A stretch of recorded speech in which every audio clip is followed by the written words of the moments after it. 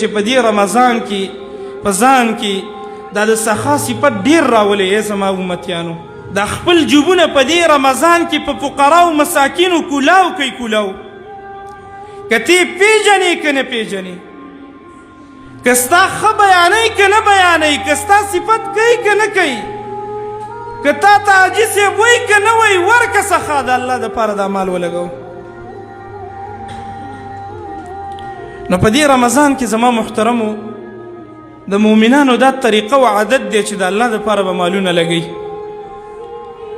سمه سخا به د الله دپاره کوي. قرآن کې الله سبحانه وتعالی موږ ټول دا غواړو چې الله موږ متقیان کړي.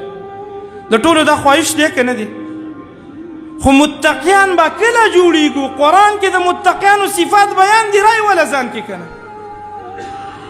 دا سورة البقره چې الله شروع کوي الف لام میم ذلك الكتاب لا ريب فيه هدى للمتقين.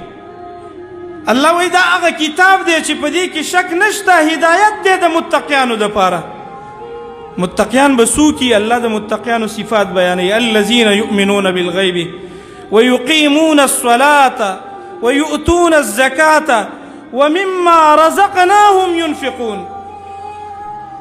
الله وی په متقیانو کې به یو صفت دی چې کوم مال ما ورکړی دی دا به د هغه مال نه صدقې کوي.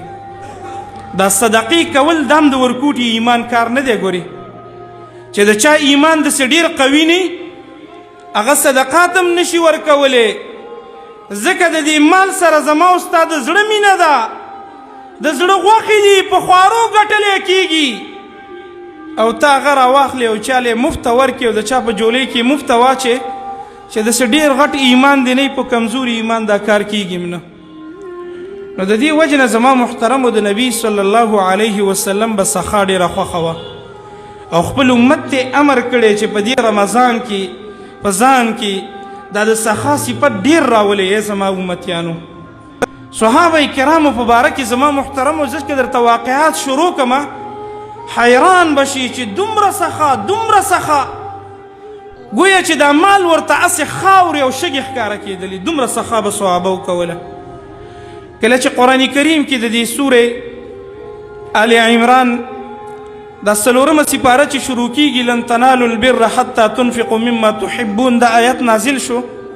په دې آیات کې الله فرمایي لن تنالوا البر، نیکۍ ته تر هغه وخته پورې نشئ رسېدلی حتى تنفقوا مما تحبون، تر هغه وخته پورې نیکان نشئ جوړېدلی، نیکۍ ته نشئ رسېدلی حتی تنفقوا مما تحبون، چې د هغه مال نه خرج کوي، هغه مال نه ورکوي چې کوم مال سره ستاسو مینه.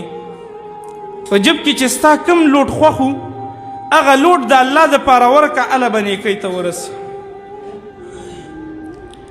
دا آیات چې کله نازل شو نو یو صحابي دی ابو طلحه رضی الله تعالی عنه، د مدینې د انصارو صحابهو نه دی، مالدار صحابي دی. نبی صلی الله علیه وسلم ته راغلی وی د الله رسوله، الله قرآن کې وی چې نیکۍ ته نشئ رسېدلی تر هغه وخته پورې چې هغه څه خرج کوي د الله دپاره چې تاسو ته ډېر خوښي.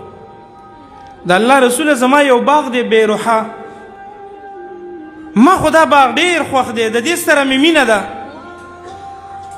ایا زه دا د الله دپاره ورکم ماله به الله په دې اجر راکړي؟ زما محترمو هغه باغ داسې ښایسته باغ و چې نبی صلی الله علیه وسلم به کله کله ورتلل، ښایسته کجوري په هغه باغ کې وي، او د هغه باغ اوبه ډېرې خوږې وي، چینه وه پکې ډېرې خوږې اوبه وي، او دې صحابي ته په ټول مال کې په ټوله سرمایه کې په ټولو پیسو کې د ټولو نه خوښه مال دا باغ و باغ. نبی صلی الله علیه وسلم ته وی د الله رسوله که دا باغ ورکم ماله به الله اجر راکړي، زه به نیکۍ ته ورسېږم. د الله رسول ورته وویلې ولې نه؟ راولګېدل، د الله رسول ته وویلې دا باغ ستا شو، چاله په صدقه کې ورک. زما محترمو یو ونه دوه ونې نه، ټول باغ، هغه باغ چې د هغه ډېر خوښ دی د الله رسول ته وی چاله ورکه.